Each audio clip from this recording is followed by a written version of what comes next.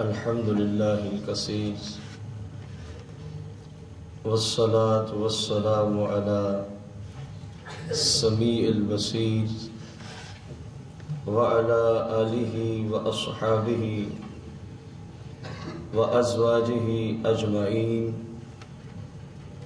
أما بعد فأعوذ بالله من الشيطان الرجيم. بسم الله الرحمن الرحيم. قال الله تبارك وتعالى في القرآن المجيد والفرقان الحميد: الطلاق مرتان فإمساك بمعروف أو تسريح بإحسان. آمنت بالله صدق الله العظيم وصدق رسوله النبي الكريم. احباب عزیز وقار، ہمارا آج کا جو ہفتہ وار درس قرآن اتوار کے اتوار ہوتا ہے، سورہ البقرہ آیت نمبر 229 سے شروع ہے. اس آیت کریمہ میں اللہ جل شانہ نے طلاق کے مسائل کے متعلقہ احکامات ارشاد فرمائے. طلاق کے مسائل سیکھنا ہر مسلمان پر لازم و ضروری ہے، بالخصوص جو شادی شدہ ہیں ان کے حق میں ان مسائل کا سیکھنا فرض عین ہے. سب سے پہلے آج کل ایک وبا آپ سب کے سامنے ہے، کیونکہ آپ بھی اسی معاشرے میں ہی رہتے ہیں، کہ بات بات پہ عورت کو طلاق دی جاتی ہے. چھوٹی سی غلطی ہوئی، شوہر کی طرف سے بیوی کو کیا دے دی جاتی ہے؟ طلاق. یہ ہو گیا، وہ ہو گیا، طلاق طلاق طلاق. اس کی سب سے جو بڑی وجہ میری سمجھ میں آئی ہے کہ لوگ اتنا جلدی طلاق میں کیوں کرتے ہیں. قرآن و سنت کی روشنی میں طلاق دینے کا وبال کیا ہے، لوگوں کو اس بات کا علم نہیں ہے. لوگوں کو اس بات کا، شاید وہ طلاق دینے والا یہ سمجھتا ہے کہ میں اپنی بیوی پہ یہ حق رکھتا ہوں شرعاً، جب چاہوں جس وقت چاہوں اپنی بیوی کو طلاق دے دوں. شریعت میں کوئی ایسا مسئلہ نہیں ہے. شریعت میں کوئی ایسی بات، طلاق دینا اگرچہ اسلام نے جائز رکھا ہے لیکن اس کی صورتیں بھی بیان کی ہیں. اس کی صورتیں بھی کہ اگر ایسی غلطی عورت میں ہو تو اب طلاق شرعاً دینا جائز ہے. ہر وقت نہیں، کپڑے آپ کے استری نہ ہوئے جو طلاق دینے والا بھائی ہے، ٹائم پہ تو تب طلاق. سالن کے اندر کوئی معاملہ بن گیا، کبھی نمک زیادہ تو کبھی گھی زیادہ، کبھی آخر وہ بھی انسان ہی تو تب طلاق. یہ مسئلہ ہو گیا تو طلاق. ان مسائل کی وجہ سے طلاق دینے کی اسلام میں گنجائش موجود، حتیٰ کہ یہاں تک بے حس لوگ دیکھے گئے ہیں. بعض نے اپنی بیویوں کو صرف اس وجہ سے طلاق دے دی ہے، ان کے ہاں بیٹیاں پیدا ہوتی ہیں. ان کا موقف کیا ہے طلاق دینے کے بارے میں کہ اس میری بیوی سے کیا پیدا ہوتی ہیں؟ اسے اتنی شرم و حیا نہیں ہے. هو الذی یصورکم فی الارحام کیف یشاء، سورہ آل عمران میں اللہ جل شانہ فرماتا ہے هو الذی، تمہارا رب وہ ذات ہے، تمہارا رب وہ ذات ہے، یصورکم فی الارحام کیف یشاء، تمہاری شکل و صورت بناتا ہے تمہاری ماؤں کے پیٹ میں، تمہاری ماؤں کے شکل و صورت بناتا ہے کیف یشاء، جیسی چاہتا ہے، جیسی. اسی کے تحت تمام عربی مفسرین نے یہ تفسیر کی ہے کیف یشاء کا کیا معنی ہے. انہوں نے کہا اللہ چاہتا ہے تو مذکر میل کو پیدا فرما دیتا ہے، اگر اللہ تبارک و تعالیٰ چاہتا ہے تو مؤنث فیمیل کو پیدا فرما دیتا ہے. اسی کی تفسیر میں کیف یشاء، اگر اللہ تبارک و تعالیٰ چاہتا ہے اس آنے والے کو خوبصورت جسم اور شکل عطا فرما دیتا ہے۔ اگر وہ چاہتا ہے تو اس کو خوبصورت شکل دیتا اور جسامت دیتا، اگر وہ چاہے تو اس کی خلقت تام کر دیتا ہے، یعنی ہر اعتبار سے جسم کے سارے اعضاء مکمل ہوتے ہیں۔ اگر وہ چاہتا ہے تو اس بندے کی خلقت میں نقص پیدا فرما دیتا ہے کہ سارے اعضاء پیدا ہونے والے کے مکمل ہوتے۔ قرآن کی روشنی میں سمجھ آ گیا کہ بیٹی یا بیٹا، حسن یا قوو، اعضاء کا سلامت ہونا یا نہ ہونا، یہ نہ تو شوہر کے بس کی بات ہے اور نہ ہی بیوی کے بس کی بات ہے، بلکہ قرآن نے سمجھا دیا یہ اللہ کی مشیت کے ساتھ فیصلہ ہوتا ہے۔ یہ فیصلہ کس طرح ہوتا ہے؟ رسول کائنات فخر موجودات مالک و مختار آقا غیب و نبی علیہ السلام کی بارگاہ قدسیہ میں صحیح مسلم میں یہ حدیث موجود ہے۔ یہودیوں کا ایک بہت بڑا عالم دین آیا، یہودیوں کا ایک بہت بڑا عالم دین آیا، بہت طویل حدیث ہے، یہ حدیث بہت ہی طویل ہے۔ ہم اپنے اس مسئلے کو اخذ کرنے کی خاطر حدیث کا آخری جملہ آپ کو عرض کریں گے۔ اس نے عرض کی، یا رسول اللہ میں آپ سے یہ سوال کروں گا کہ جب کوئی عورت حاملہ ہوتی ہے، مفہوم حدیث یہ ہے، بچے کا زہری، بچے سے مراد یہاں اس یہودی عالم نے بیٹا لیا ہے، کہ بیٹا پیدا ہو اس کا زہری سبب کیا ہے، بیٹی پیدا ہو اس کا زہری سبب کیا ہے؟ صحیح مسلم میں میرے آقا کریم علیہ السلام نے اس کو ارشاد فرمایا جب ان دونوں کا، بیوی اور شوہر کا ملاپ ہوتا ہے جس طرح کہ شریعت نے ان کو اجازت دی ہے، اور پھر میرے آقا کریم علیہ السلام نے ایک بہترین جملہ ارشاد فرمایا، ان علی منی الرجل علی منی المرأة، فرمایا اے یہودی شخص سن، اگر تو مرد کا وہ مادہ جس سے اللہ پاک انسانیت کی تخلیق فرماتا ہے، اگر وہ مادہ عورت کے مادے پر ہیوی ہو جائے، زیادہ طاقتور ہو، زیادہ صحت مند ہو، تو اللہ کے حکم سے بیٹا پیدا ہو جاتا ہے، اللہ کے حکم سے۔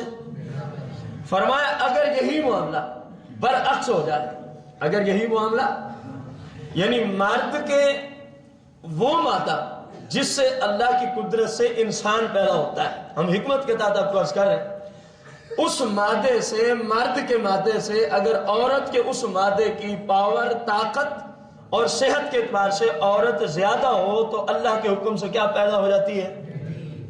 کیونکہ مرد کے اندر فقط صلاحیت مرد کو ہی جنم دینے کی ہے، جس مادے سے انسانیت کی تخلیق ہوتی ہے، اس کے اعتبار سے میں عرض کر رہا ہوں آسان لفظوں میں کہ مرد کے اس مادے سے فقط پیدا ہی کیا ہو سکتا ہے، اور عورت کے اس مادے سے فقط پیدا ہی۔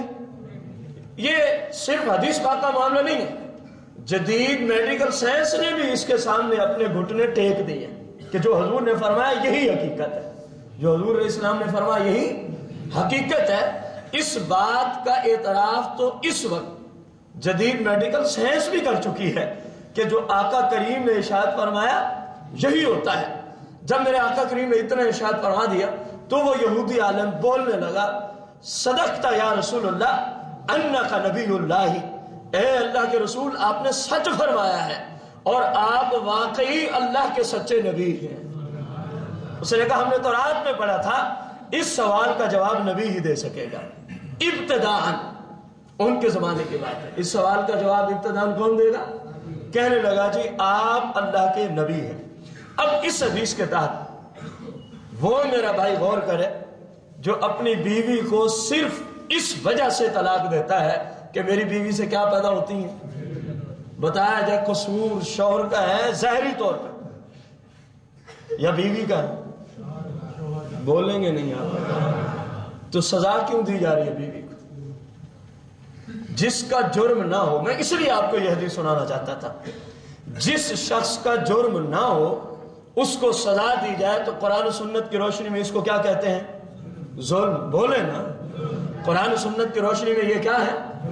اب ثابت ہو گیا کہ جب تک عورت کا شرعی عذر نہ ہو جس کی وجہ سے اسلام کہتا ہے اب اس کو کیا دے دو. مثال کے طور پر اللہ معاف کرے وہ فاحشہ نکل آئے, بد چلن عورت ہو. یہ کیونکہ بہت سارا مجمع ہوتے ہیں, مختلف لوگ ہوتے ہیں, تو اس لیے ہم حکمت بھرے الفاظ عرض کرتے ہیں. وہ عورت بد چلن ہو, فاحشہ عورت ہو, اللہ نہ کرے کہ کسی کے نکاح میں ایسی عورت آئے, تو اب ایسی عورت کیونکہ وہ اپنے شوہر کی عزت کی حفاظت کر سکتی, اسلام کہتا ہے اس کو رکھنے کی ضرورت ہی نہیں, اس کو رکھنے کی. تو یہ عام فام باتوں پہ بیٹی پیدا ہو گئی ہے, یہ ہو گیا, وہ ہو گیا, طلاق دینا اسلام میں ظلم. سنیے میرے آقا کریم رؤوف الرحیم علیہ الصلوۃ والتسلیم سے سیاہ میں حضرت عبداللہ بن عمر رضی اللہ تعالیٰ عنہ نے روایت کی ہے.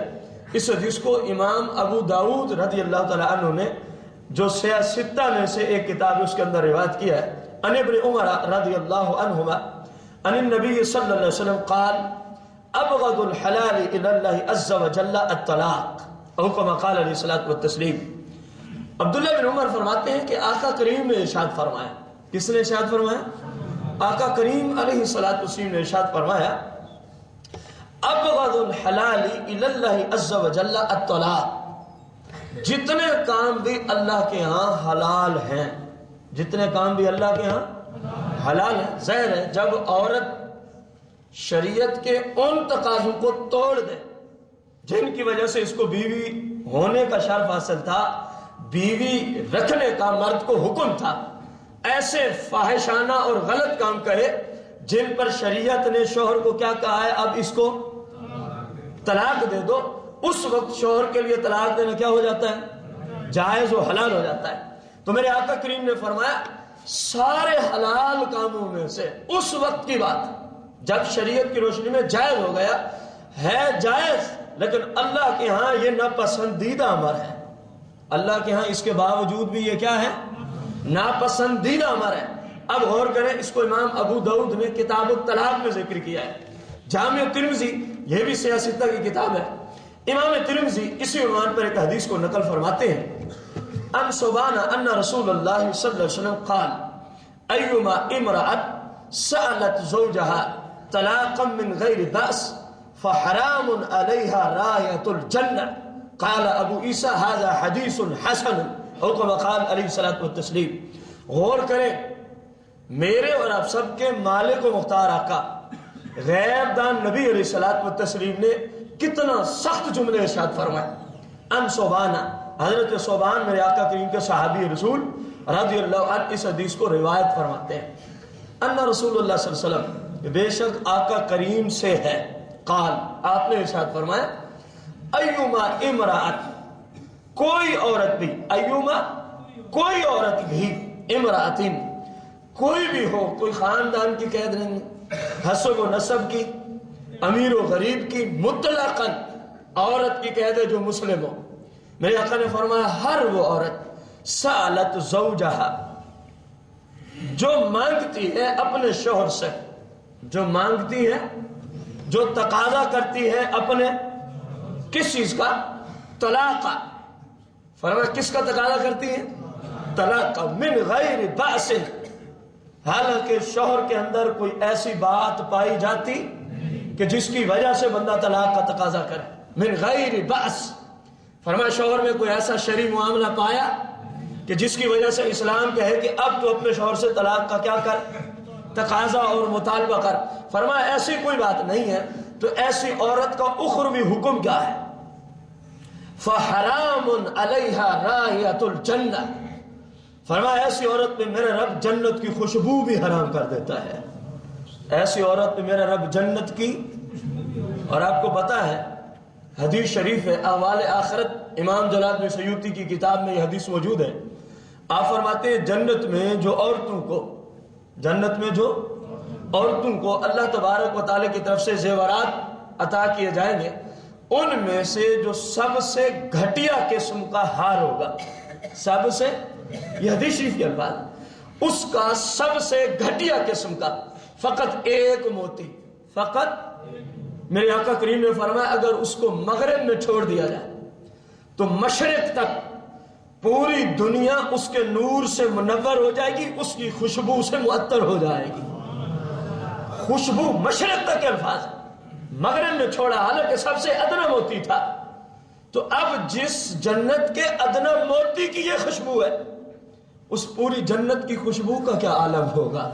میرے آقا کیا فرماتے، اللہ ایسی عورت میں فحرام علیہا رائحۃ الجنہ، اللہ اس میں جنت کی خوشبو کو کیا کر دیتا ہے۔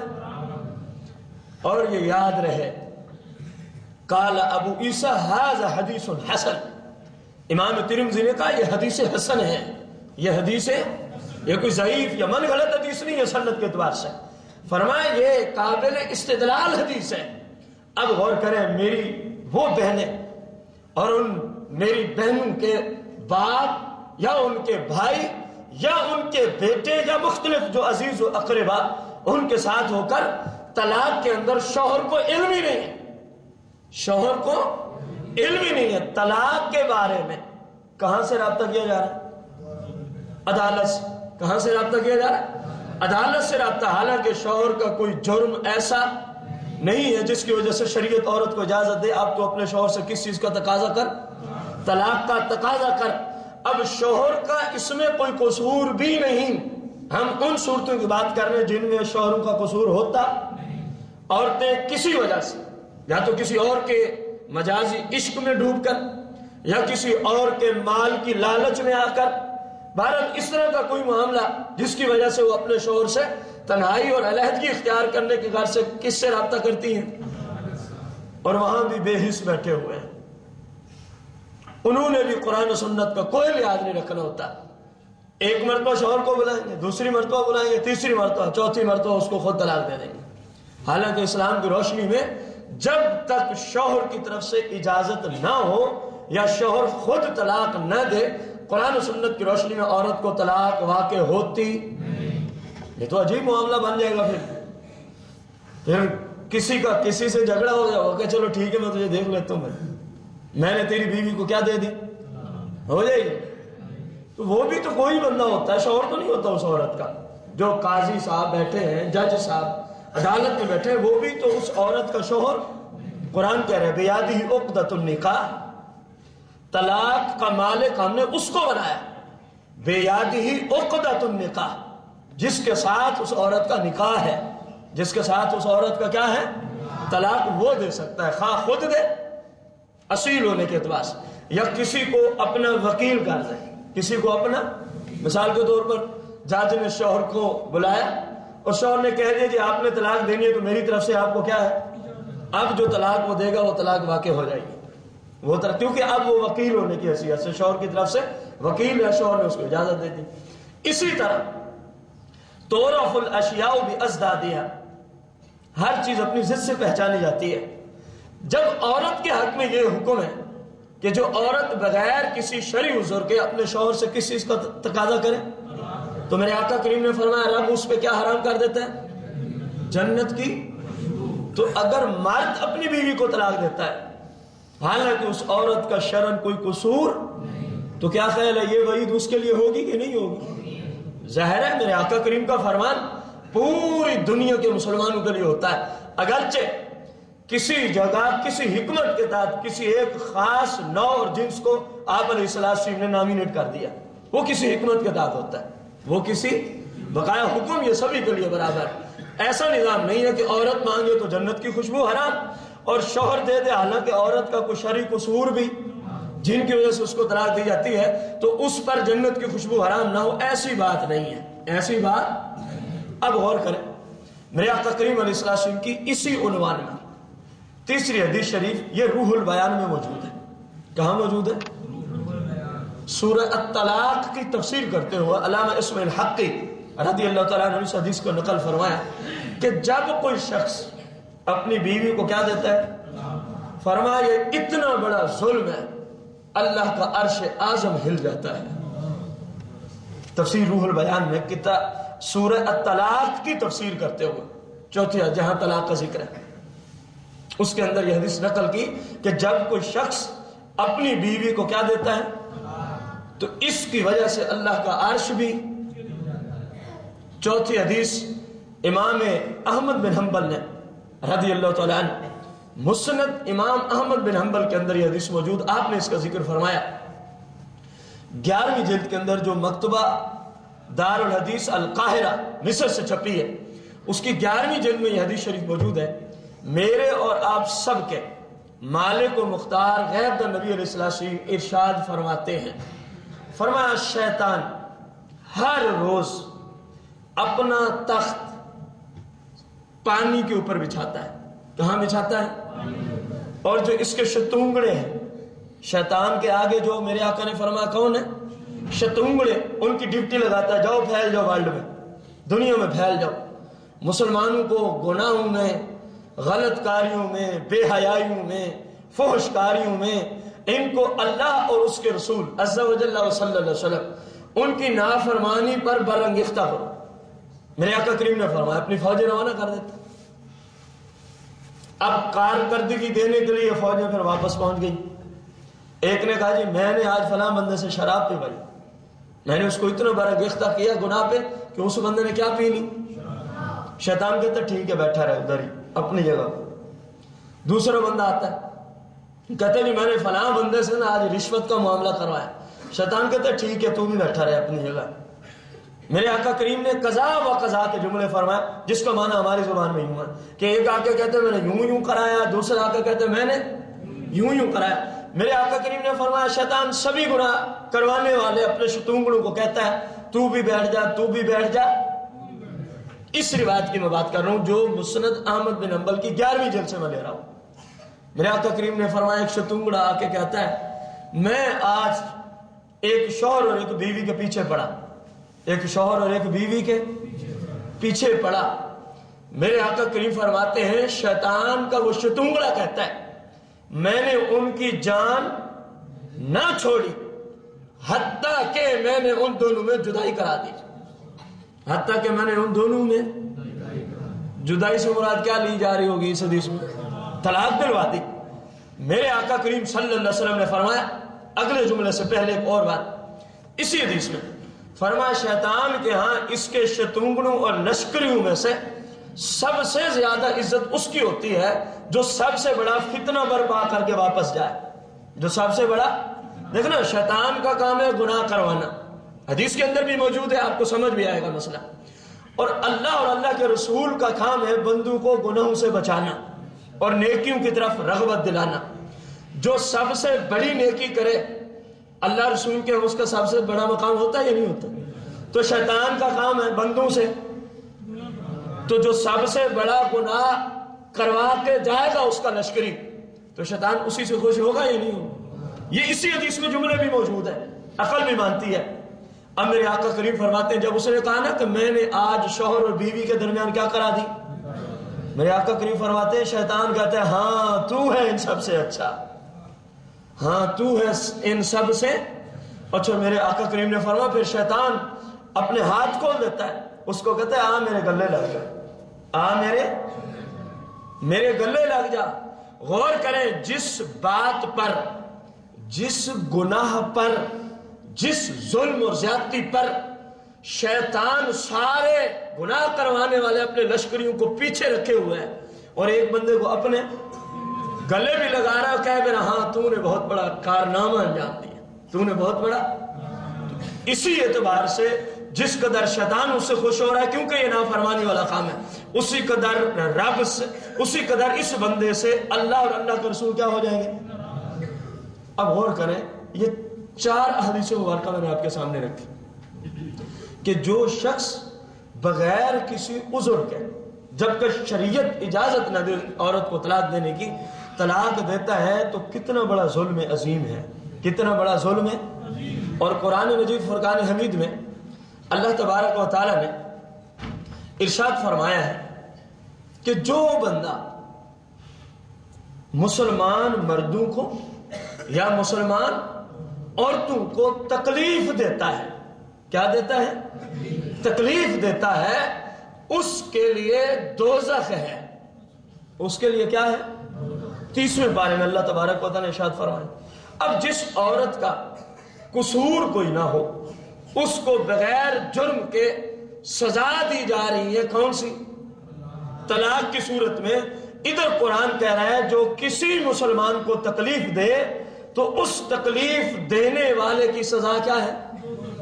میرے آقا کریم علیہ السلام نے مزید اس کی وضاحت کرتے ہوئے ارشاد فرما دیا، قال النبی علیہ السلام من آذى مسلما فقد آذنی ومن آذنی فقد آذى اللہ، او کما قال علیہ الصلوۃ والتسلیم۔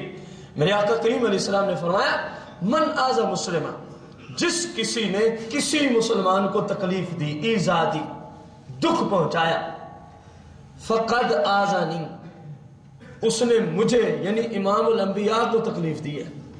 کس کو تکلیف دی ہے؟ امام الانبیاء علیہ السلام کو۔ فرمایا من آذانی، اور جو اس نے مجھے تکلیف دی ہے، فقد اذى اللہ، اس نے میرے رب کو دکھ پہنچایا ہے، اس نے میرے رب کو۔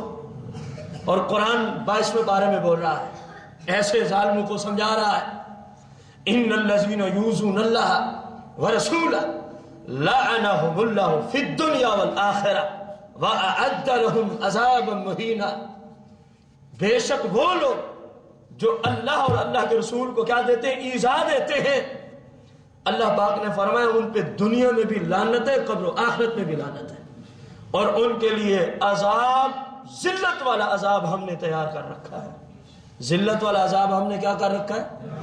کوئی بھائی کہے جی یہ عجیب استدلال ہے، ایک بندہ ایک مسلمان کو تکلیف دے رہا ہے اور اس پہ اتنا سخت فتویٰ دیا جا رہا ہے۔ یہ استدلال فقط میرا نہیں ہے، یہی استدلال امام اہل سنت مجدد دین و ملت مولانا اشاہ امام احمد رضا خان فاضل بریلوی رضی اللہ تعالیٰ عنہ نے فتاوی رضویہ شریف کے اندر جلد 24 کے اندر جہاں مسلمانوں کے حقوق کا آپ نے ذکر کیا ہے، وہاں اس حدیث کو نقل کرنے کے بعد آپ اسی آیت کو پیش کرتے ہیں کہ اے مسلم تو سمجھ جا، سیکھ جا، اپنی اصلاح کر لے، کسی مسلمان کے ساتھ زیادتی نہ کرنا، ورنہ قرآن تیرے لیے ایسے فتوے عطا فرما رہا ہے کہ دنیا میں بھی تجھ پہ لعنت ہے، قبر و آخرت میں بھی تجھ پہ۔ اب غور کریں اس حدیث کے لفظوں پر، من آذى مسلمہ، یہاں مسلمہ نکرہ ہے، مسلمہ کون سا ہے؟ نکرہ، اور نکرہ عمومیت کا تقاضا چاہتا ہے۔ نکرہ کس کا؟ کوئی بھی مسلمان، معنی یہ بنے گا نکرے کی وجہ سے کوئی بھی۔ آپ سے میرا سوال ہے، آپ پر میرے حقوق ہیں کیونکہ میں مسلمان ہوں، اور آپ کے حقوق مجھ پر ہیں کیونکہ آپ میرے مسلمان بھائی ہیں، کیونکہ آپ میرے مسلمان۔ میں آپ بھائیوں سے سوال کروں گا، قرآن و سنت کی روشنی میں ایک عام مسلمان کا عام مسلمان پہ زیادہ حق ہوتا ہے یا شوہر پر بیوی کے زیادہ حقوق ہوتے ہیں بنسبت عام مسلمانوں کا؟ ظاہر ہے وہ قربت کا رشتہ ہے، اور اسلام میں جتنا رشتہ قریب ہوتا جائے گا اتنے حقوق بڑھتے جائیں گے۔ اگر کسی کو سمجھ نہیں ہے تو میں خارجی مثال عرض کروں گا۔ آپ میں سے کوئی بھائی لے لیں، مثال کے طور پر شہزاد بھائی، اس کا نان و نفقہ مجھ پہ شرعاً واجب نہیں ہے، اس کے اخراجات مجھ پہ اللہ پاک نے واجب، جبکہ جو میری بیوی ہے جو میرے نکاح میں آ گئی ہے، قرآن و سنت کی روشنی میں اس کے اخراجات مجھ پہ فرض ہیں، اس کے اخراجات مجھ پہ۔ شہزاد بھائی کو غلط کام کرتے ہیں تو قیامت کے دن اللہ مجھ سے نہیں پوچھے گا کہ شہزاد نے یہ غلط کام کیوں کیا تھا۔ ہاں میری بیوی اگر شریعت کے خلاف کوئی کام کرتی ہے، مثلا نماز نہیں پڑھتی، پردے کا اہتمام نہیں کرتی، فلمیں، ڈرامے، گانے، باجے ایسی فحاشی اور عریانی میں پڑی ہوئی ہے، تو قیامت کے دن رب مجھ سے پوچھے گا تو جو اس کا سربراہ تھا، یہ مسلم سیاہ میں حدیث موجود ہے، تو جو اس کا کیا تھا، تو نے اس کو کیوں نہ روکا تھا اس جرم سے، تو بھی جواب دے، تو بھی اس کا۔ یہ میرے آقا کریم کا فرمان ہے، یہ کوئی تخیلات کی دنیا نہیں ہے، میں حدیث شریف عرض کر رہا ہوں۔ فرمایا اس سربراہ سے اللہ پوچھے گا، دنیاوی معاملات میں ہر کام تیرے کہنے پہ بھی کرتی تھی، تو جو اس کا سربراہ تھا، قرآن و سنت کی روشنی میں الرجال قوامون علی النساء، مرد عورتوں کے افسر ہیں۔ شوہر اپنی بیوی کا کیا ہوتا ہے؟ افسر سے مراد وہ شرعی افسر ہے، ظلم و ستم کرنے والا افسر مراد نہیں ہے۔ یہ حقوق کے اعتبار سے عورت میں فوقیت رکھتا ہے، عورت میں کیا رکھتا ہے؟ اس سے سوال ہوگا، حالانکہ عام مسلمان کا سوال عام مسلمان سے، تو ان دو مثالوں سے واضح ہو گیا، حالانکہ اس طرح کی سینکڑوں مثالیں۔ کہ عام مسلمان کے مجھ پہ جتنے بھی حقوق ہوں، قرآن و سنت کی روشنی میں میری بیوی کے حقوق جو مجھ پہ اللہ کی طرف سے عائد ہیں وہ عام مسلمان سے کئی درجے۔ اب غور کریں، اس طرف آئیں، من آذا مسلمان، جس نے کسی مسلمان کو تکلیف دی، اس کے لیے تو یہ وبال، کسی مسلمان کو تکلیف دینا اتنا بڑا جرم نہیں ہے جتنا بڑا جرم اپنی بیوی کو تکلیف دینے میں ہے، کیونکہ اس کے حقوق زیادہ ہیں، کیونکہ اس کا رشتہ زیادہ قریبی ہے۔ اور اسلام میں جتنا قربت والا رشتہ ہوتا جائے وہی کام غیر کے حق میں کرے اور معاملہ ہے اس رشتہ دار کے ساتھ کرے تو شریعت کا حکم مزید سخت ہو جاتا ہے۔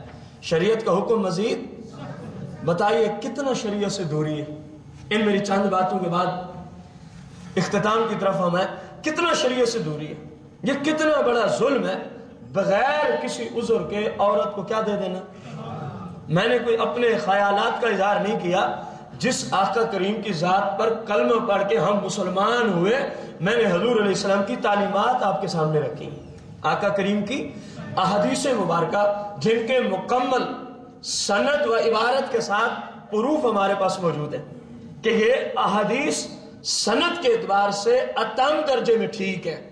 اتم درجے میں ظاہر ہے، یہ اس بات کا تو آپ کو علم ہے نا، کوئی بھی حدیث ضعیف نہیں ہوتی اپنے متن کے اعتبار سے، کوئی بھی حدیث من گھڑت نہیں ہوتی اپنے متن کے اعتبار سے، مفہوم و معنی کے اعتبار سے۔ حدیث میں جب بھی ضعف آئے گا وہ سند کی دنیا میں آئے گا۔ کہاں سے آئے گا؟ جنہوں نے روایت کیا ہے ان میں کوئی ایسا شخص آ سکتا ہے کہ محققین نے اس کو اس قابل ہی نہیں سمجھا کہ یہ حدیث روایت کرے۔ باقی یہ کیسی بات ہوئی، لا علمی والی بات ہے، بندہ کہہ دے یہ حدیث ہی من گھڑت ہے۔ حدیث کا مطلب کیا ہے؟ جو میرے آقا کریم نے فرمایا ہو، جو میرے آقا کریم نے میرے ان بھائیوں کو جو بات بات پہ من گھڑت ہے، موضوع ہے، من گھڑت ہے، ضعیف ہے، کم از کم آپ نے یہی کہنا ہی ہے۔ اول تو کہنے کی اجازت نہیں ہے جب تک کوئی ریفرنس نہ ہو آپ کے پاس، کہنا ہی ہے تو میرے بھائیوں کم از کم یوں نہ کہا کرو، یوں کہہ دیا کرو یہ سنت کے اعتبار سے ضعیف ہے۔ کس اعتبار سے ضعیف ہے؟ اب راویوں پہ فتویٰ تمہارا جائے گا، خود رسول اللہ کی ذات پہ نہیں جائے گا۔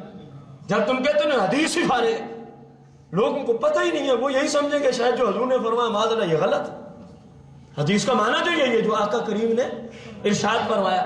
اسماء الرجال کی جتنی کتابیں ہیں، ان کے جتنے محققین ہیں، اسماء الرجال کی بکس کا مطلب کیا ہے؟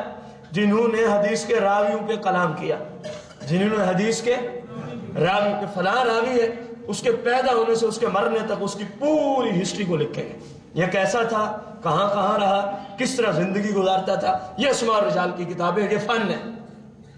اب انہوں نے یہی لکھا ہے جب بھی کسی حدیث کو اس اعتبار سے آپ نے پیش کرنا ہو تو لفظ حدیث کے ساتھ نہیں، بلکہ یہ حدیث اپنی سند کے اعتبار سے، یہ حدیث اپنی کہ جو راوی تھے ان میں کم و بیشی آ گئی۔ حدیث کے متن میں کم و بیشی ہوتی، جو حضور کا فرمان نہیں وہ حدیث ہی نہیں ہوگی۔ ظاہر حدیث ہوتی ہوئی ہے جو میرے آقا کریم کا فرمان۔ آگے ہم حدیث قولی ہو، فعلی ہو یا تقریری، تینوں قسموں میں سے کوئی بھی حدیث ہو تو وہ آقا کریم سے ہی منسوب ہے۔ جو صحیح نہیں ہے آپ یوں کہہ دیں کہ یہ سنت کے اعتبار سے ٹھیک نہیں ہے۔ کس اعتبار سے؟ تاکہ اسلام میں آپ گناہگار نہ ہوں اس جملے کو بولتے ہوئے۔ اللہ تبارک و تعالیٰ سے دعا ہے نبی کریم رؤوف رحیم علیہ السلام کے وسیلہ جلیلہ سے اللہ جل مجدہ ہم سب کو اور تمام مسلمانوں کو جہاں تک یہ ہمارا دین کا درس پہنچے، یہ رسول کریم صلی اللہ علیہ وسلم کی تعلیمات پہنچے، اللہ تعالیٰ قرآن و سنت کی روشنی میں ان سب کو زندگی گزارنے کی توفیق عظیم عطا فرمائے۔ وما علیہ الا البلاغ۔ بسم اللہ الرحمن الرحیم۔ اللہم صلی علی سیدنا محمد النبی الامی وعلی آلہ واصحابہ وازواجہ وعلماء اہل سنت اجمعین۔ یا اللہ یا رحمان یا رحیم یا ارحم الراحمین، یا ارحم الراحمین یا ارحم الراحمین۔ یا مولا پاک، ہم سب نے جو کچھ قرآن و سنت کی روشنی میں تیرے دین کو سیکھا ہے، تیری بارگاہ قدسیہ سے اس محفل شریف کا ہم سب کو جتنا ثواب ملا ہے، سب کا سب آقا کریم علیہ السلام کی بارگاہ قدسیہ میں تحفتاً ہدیتاً پیش کرتے ہیں۔ ہم سب کی طرف سے اپنی بارگاہ عالیہ میں شرف قبولیت فرمائے۔ رسول کائنات، فخر موجودات، مالک مختار، غیب دار نبی علیہ السلام کے وسیلہ جلہ سے آدم علیہ السلام سے لے کر آج تک جتنے مسلمان، مؤمنین، مومنات، مسلمین، مسلمات خصوصاً آقا علیہ السلام کے والدین کریمین طیبین طاہرین صحابہ اہل بیت اطہار ائمہ مجتہدین علماء اہل سنہ ہم میں سے جن جن کے والدین دنیا فانی سے گزر بسے سب کو پیش کرتے ہیں اپنی بارگاہ عالی میں شرف قبولیت فرما۔ یا مولا کریم مقدس ربیع النور شریف کی آمد ہے، اس مقدس مہینے کے تو فعل ہمارے جتنے رشتہ داران ایمان کی حالت میں گزر بسے ان سب کی قبروں کو جنت الفردوس کے باغوں میں سے ایک باغ بنا۔ یا اللہ اس مقدس مہینے کے تو فعل ان کی قبروں کو جنت کے نور سے روشن و منور فرما، ان کی قبروں پر اپنی لا تعداد رحمتوں اور برکتوں کا نزول فرما۔ یا ارحم الراحمین ہم سب کے ایمان کی حفاظت فرما۔ یا مولا کریم ہم سب کے صغیرہ کبیرہ گناہوں کو معاف فرما، آئندہ گناہوں سے بچتے ہوئے ہمیشہ شریعت پر ہم سب کو عمل کی توفیق عطا فرما، نبی کریم علیہ السلام کی سچی محبت عطا فرما، آپ کی تعلیمات کو سیکھ کر آپ کی تعلیمات کے مطابق ہم سب کو زندگی گزارنے کی توفیق عطا فرما، اخلاص کی دولت سے مالا مال فرما، ریاکاری، چغلی، غیبت، حسد، بغض، بہتان، تراشیاں، اچانک حادثات، شر شیطان خصوصاً حاسدین کے حسد، شریروں کے شر سے محفوظ فرما۔ یا مولا پاک حاسدین کے حسد، شریروں کے شر سے محفوظ فرما۔ یا ارحم الراحمین یہ تیرے نیک بندے تیرے دین کو سیکھنے کے لیے تشریف لے آتے ہیں، تجھے تیرے دین کو واسطہ ان سب کو دینی دنیاوی نعمتوں سے مالا مال فرما۔ یا مولا کریم ان کی ہر طرح کی پریشانیوں سے ان کو نجات عطا فرما۔ یا ارحم الراحمین ہم سب کے گھروں پر اپنی خصوصی رحمتوں کا نزول فرما، ہم سب کے والدین کی ہر طرح سے حفاظت فرما، مولا ہم سب کو والدین کا ادب و احترام کرنے کی توفیق عطا فرما۔ مولا کریم اس مقدس مہینے میں مسلمانوں کے ہر اعتبار سے حفاظت فرما، خصوصاً دہشت گردوں کی دہشت گردی سے مسلمانوں کو محفوظ و معمون فرما۔ مولا کریم حضور علیہ السلام کی ہم سب کو شفاعت کبریٰ نصیب فرما، اپنے اس گھر کو آباد و شاد فرما، جو میرے بھائی تیرے گھر کو آباد کیے ان سب کے گھروں کو آباد و شاد فرما۔ اللہم ربنا آتنا فی الدنیا حسنہ وفی الآخرۃ حسنۃ وقنا عذاب النار بجاہ النبی المختار۔ ان اللہ وملائکتہ یصلون علی النبی یا ایھا الذین آمنوا صلوا علیہ وسلموا تسلیما۔ الصلاۃ والسلام علیک یا رسول اللہ، الصلاۃ والسلام علیک بحق لا الہ۔ اس آیت کے تحت طلاق کے مسئلے میں یہ پہلی قسط تھی، دوسری قسط انشاءاللہ اگلے اتوار کو ہوگی، بشرط صحت و زندگی۔